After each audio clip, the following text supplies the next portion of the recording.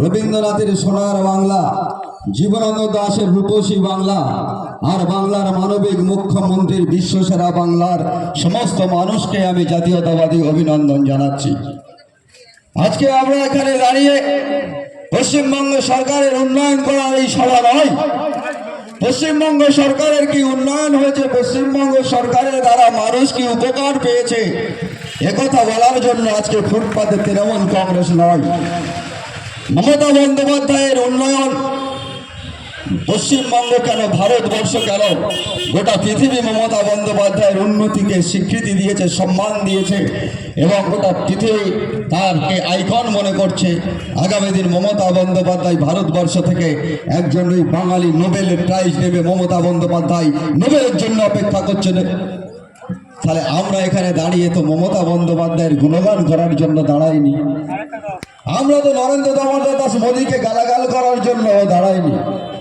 আজকে আমরা 2024-এর নির্বাচনে দাঁড়িয়ে আছি দ্বিতীয় স্বাধীনতার লড়ার জন্য। যখন সোনার বাংলার নেত্রী, বাংলার অগ্নিকন্যা, বাংলার মুক্তিকন্যা একটা ধ্বংসস্তূপের উপরে দাঁড়িয়ে বাংলাকে তিল তিল করে তুলে ধরে যখন বাংলার সার্বিক মানুষের উন্নয়নটা পৌঁছে দিয়েছে, আর আমরা বাংলার সন্তান, আমরা বাংলার যুব সমাজ, আমরা বাংলার ছাত্র সমাজ, আমরা বাংলার শিক্ষক সমাজ, আমরা দেখছি ভারতবর্ষে একজন প্রধানমন্ত্রী হয়েছেন, ধোঁকেবাজ দাঙ্গাবাজ প্রধানমন্ত্রী। ভারত মায়ের একটি একটি অলংকার তিনি বিক্রি করা আরম্ভ করেছেন। তাহলে এই নির্বাচনটা আমরা সেই নির্বাচন, যেই নির্বাচনের দ্বারা ভারতবর্ষের শাসন ব্যবস্থা কার হাতে থাকবে? ভারতবর্ষের 140 কোটি মানুষের নিরাপত্তাকে দান করবে, ভারতবর্ষের মায়ের চোখের জলকে মোছাবে, ভারতবর্ষের মানুষের কষ্টে তার আত্মাটা কাঁদবে। আমরা সেই নির্বাচনের প্রাক্কালে দাঁড়িয়ে আছি।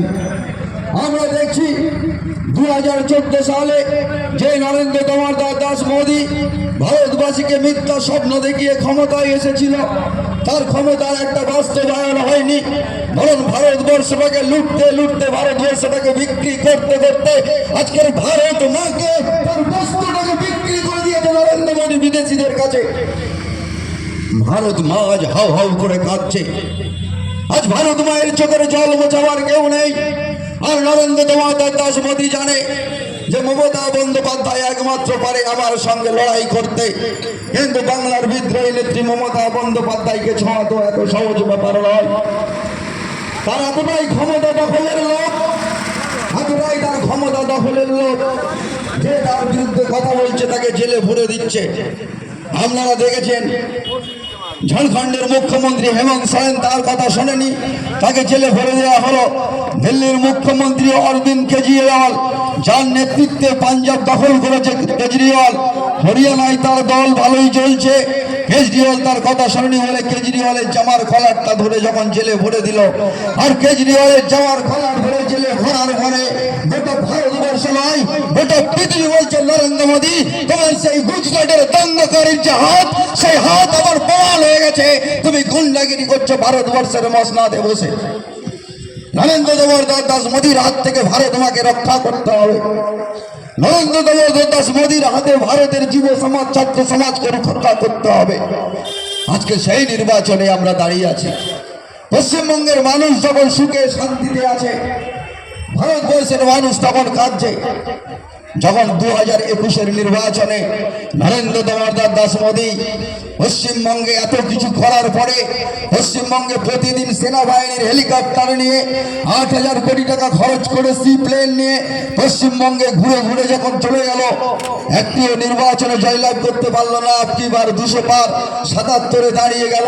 নরেন্দ্র মোদী হতাশ হয়ে দিল্লিতে গিয়ে ইডি আর সিবিআইকে ডেকে বলছে, আমার দুই ভাই শোনো, পশ্চিমবঙ্গে রাম রহিমকে আলাদা করা যাবে না, পশ্চিমবঙ্গে সুভাষ বোসকে, খান আব্দুল গফ্ফর খানকে আলাদা করা যাবে না, পশ্চিমবঙ্গের প্রদীপ হালদারকে, মীর কাসিমকে আলাদা করা যাবে না, পশ্চিমবঙ্গে কিঙ্করকে আর হান্নান মোল্লাকে আলাদা করা যাবে না।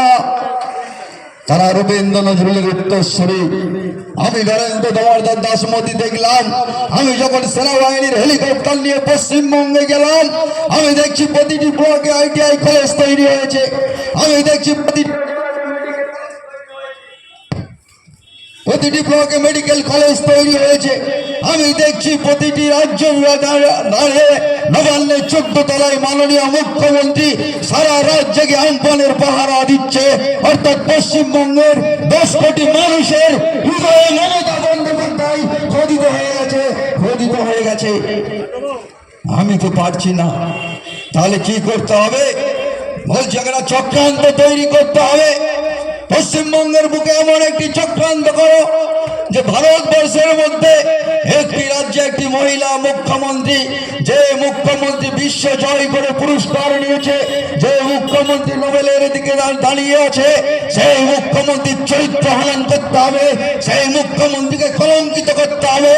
নইলে দেবী দুর্গার রূপ নিয়ে আমি অসুর আমার জয়ের কলার ধরে বঙ্গোপসাগরে নিক্ষেপ করবে মমতা বন্দ্যোপাধ্যায়। ভারতবর্ষ বিক্রি করে দিয়ে কোনো লাভ হয়নি। চক্রান্ত করতে আর বিজ্ঞাপন দিতে দিতে আর নিজের খাওয়ার খোঁজাতে দেশ শেষ। যা টাকা খরচ করে টিভিতে বিজ্ঞাপন দিচ্ছে নরেন্দ্র মোদী, যে টাকা খরচ করে নরেন্দ্র মোদী বিজ্ঞাপন দিচ্ছে, যদি তার একটা কোণ ছিঁড়ে ভারতবর্ষকে দিয়ে দিত, ভারতবর্ষের মানুষ আজকে সুখে থাকতে পারত। চক্রান্ত তৈরি করতে হবে। তাই আপনাদের শুধু আমি স্মরণ করিয়ে দিয়ে যাই, আপনারা ধামুয়ার মানুষ, মমতা ব্যানার্জির বাংলার মানুষ, আমার থেকে অনেক জ্ঞান বুদ্ধি আপনাদের বেশি। আমি শুধু আপনাদেরকে স্মরণ করিয়ে দিয়ে যাই সেই দুর্দিনের কথা। 1757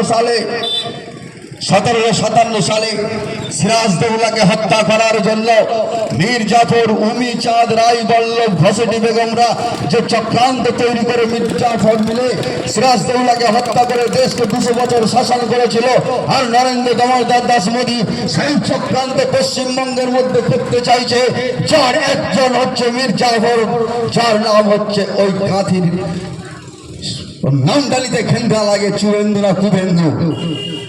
আর একজন মীর জাফর এই বাংলার বুকে